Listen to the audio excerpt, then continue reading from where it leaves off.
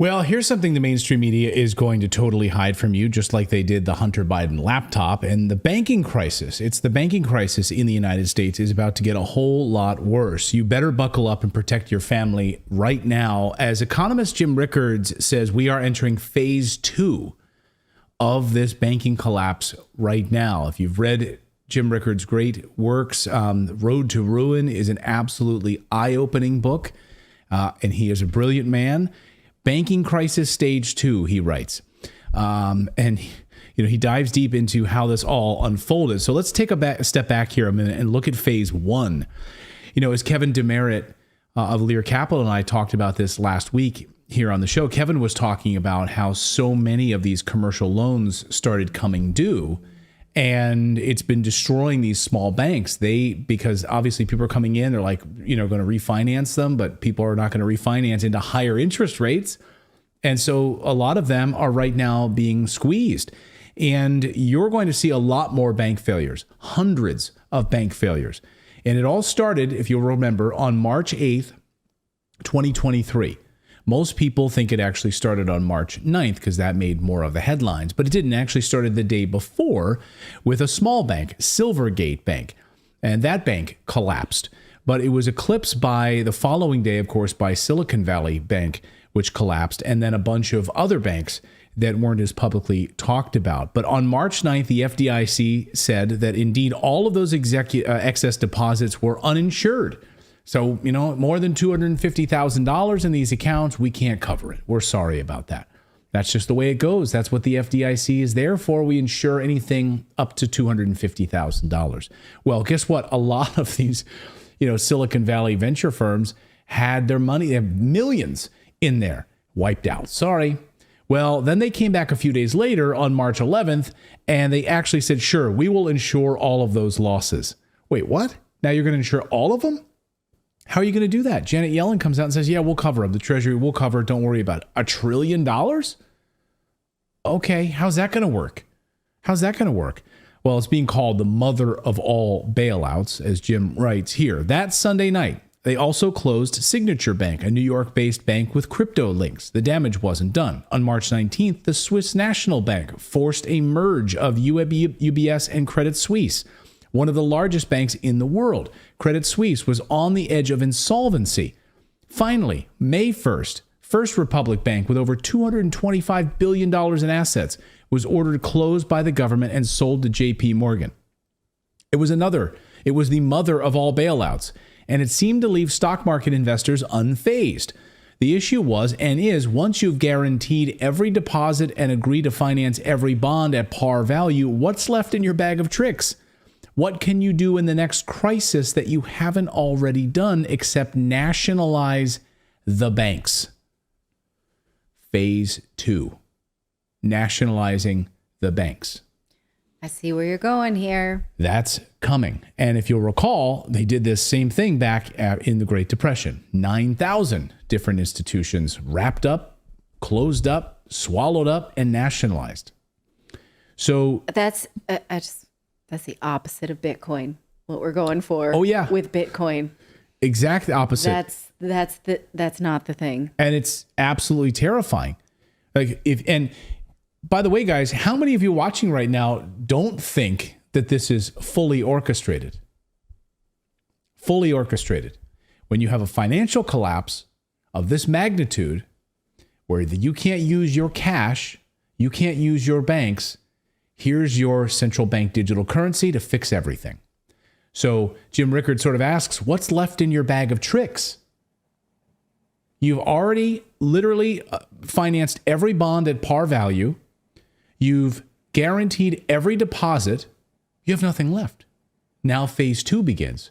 And nationalize the banks, force everyone then to go into a central bank digital currency that we control and know every transaction and take away your cash. That's exactly what's coming. So phase 2 is coming right now. So you had 5 bank failures at that point, $1 trillion bailout by the government. The crisis seemed over, right? Seemed like it was fine, Jim says. But that was false comfort because that was just halftime, as he writes. as investors are totally relaxed and think, oh, the crisis is over. And then you have CNBC running sort of retrospectives, right? About a year ago, remember that Silicon Valley Bank? That was a one-off, right? That was just a one-off. Watch. Do we have enough time now to say that it was kind of Silicon Valley's problem? I mean, it was more of a one-off than it wasn't it, Leslie? Yeah, it's kind of remarkable, Joe. I think we could probably say that, although, of course, we're seeing cracks form once again a year later. Yeah, we could say it was a one-off, but, Joe, we are starting to see a lot of cracks. You know, like if you were standing next to a giant aquarium. Just a long series of one-offs. That's what we're coming into. Just they're not connected. They're just one after the next, after the next, after the next, but just one It's at a whack-a-mole. time. One at a Banking time. whack-a-mole. Sometimes two at a time, but they're each one at a time. Like, come on. It's unbelievable. So it's a huge mistake. And history shows us that major financial crises unfold in stages, as Jim writes, and have a quiet period between the initial stage and now the critical stage, phase 2. CNBC just revealed how regulators are now going to go out to these small banks. They're already going out to these small banks, and they're telling them, hey, we know you don't have enough money on hand right now. We also know you don't have enough money to cover what's on your books right now. And you better get some money. You better get some capital in here real soon, or you're finished. Watch. Hundreds of small and regional banks across the U.S. are feeling stressed. More than 280 banks face the dual threat of commercial real estate loans and potential losses tied to higher interest rates. There's no doubt in my mind there's going to be more bank failures. Or at least dip below their minimum capital requirement. There will be bank failures, but this is not the big banks. Rapid interest rate hikes can mean borrowers suddenly face more expensive loan payments. And if they can't afford to pay up, they may default on their loans. A record $929 billion worth of loans are coming due, aka maturing, in 2024, driven by mass extensions of loans originally due in 2023. Regulators are working behind the scenes with potentially at-risk lenders. Listen, here we go. Sort of confidential, under-the-radar reports saying you got to raise your capital. We'll see a lot fewer bank failures than we would otherwise if we're successful in attracting private capital to recapitalize these banks. These are banks that probably need to raise capital, or they could try to get acquired by a stronger bank. Yeah, see, did you hear that? So regulators are going out to these smaller banks. We know you're undercapitalized. And what about a private, a bailout? AKA, we buy you out. We take over these banks, swallow you up. Do you think, and a lot of people might, and maybe you'll have to explain it a little bit, but do you think we would be facing this if there wasn't fractional banking? You know what I mean? Like them being able to loan 10 times every dollar that they have. Like, No. It would be impossible. It would be absolutely impossible. So what David is referring to, fractional reserve banking. Up until COVID, banks had to only keep on hand 10% of your initial deposit. So I bring $1,000 into the bank. They had to keep $100 in the bank, okay, operating. And then they could lend out the other 900. Well, when COVID hit, they got rid of those rules. So then you only had to keep 0% of my deposit. So if I, Clayton, brought $1,000 into the bank, gave you $1,000 bank, you could lend out $1,000 for a mortgage or something else out there. You didn't have to keep any of my money, which is why you're seeing all of these situations now where people are going into the bank and they're like, yeah, I'd like my money out of the bank. And the bank says, we don't have your money. We don't actually have your money because it's all a lie. It's all that's a what lie. I'm getting at with my question is, like, so we have the Treasury printing invisible money. They're just adding zeros on a computer that doesn't exist. We have banks lending out invisible money that they don't even have. So our whole economy is built on invisible money. Yes. Once we took it off the gold standard in 1974, in the early 74 or 72. I'm having a brain fart at the moment. But anyway, once we took it off the gold standard, yeah, that's exactly what happened. It's not backed by anything. It's backed by debt. So it's all a lie. It's all a lie. So stage 2 is beginning. As Jim writes this, well, it seems that the quiet period is over and we are entering stage 2 of the banking meltdown. According to the latest data, listen to this, from the FDIC, Many banks could be at risk of failure as unrealized losses reach $517 billion in the first quarter of 2024. That's up from $471 billion in the last quarter of 2023. 40 banks with over $1 billion in assets have already reported unrealized losses higher than 50% of their equity capital.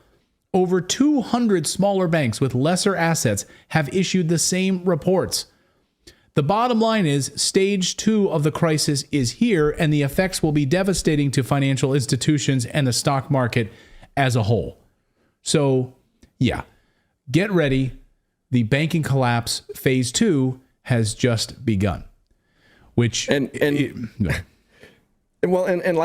pointing out, and what they're going to do to try to stop it is come after us for every red cent that they can for us to send back into that system so they can bail them out. We'll lose our homes, we'll lose our assets, we'll lose our money, we'll pay $10 for a $1 hamburger, and they'll take every single dime from us to bail these idiots out that have made these financial decisions for however long this has been going on. Yes, that's exactly what will happen. Number one is the big banks will swallow up all of these small banks, sort of be nationalized, if you want to call it that. That's what will happen. It'll be consolidated. Chase Bank, Bank of America, the big 3 banks will swallow up all of them.